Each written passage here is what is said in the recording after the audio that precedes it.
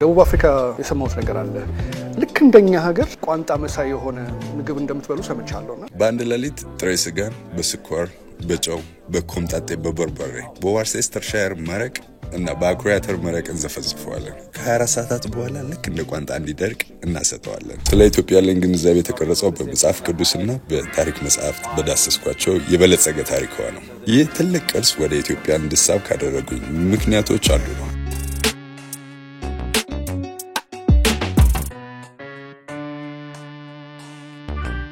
እዚህ ያለው ኢኮኖሚያዊ ተጽዕኖ በተለየ ደረጃ ላይ ነው።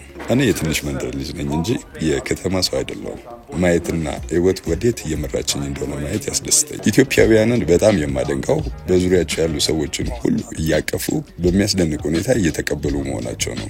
አንድም ሶስት ቋንቋ እንደምትችል ሰምቻለሁና አማርኛ ለመሞከር ታስባለህ? በትክክል መናገር ከቻልኩ ለማለት ብዙ ሺህ ቃላት አሉ፣ ግን መግባባት በህይወት ውስጥ ቁልፍ ነው። አፍሪካንስ እንግሊዘኛና ኢስዋሊ ቋንቋ እናገራለሁ። እያንዳንዱን ሰው ወደ ማህበረሰባቸው የሚያደርጉት አቀባበል ሌሎች ባህሎች ሊማሩበት የሚችሉት ነገር ነው።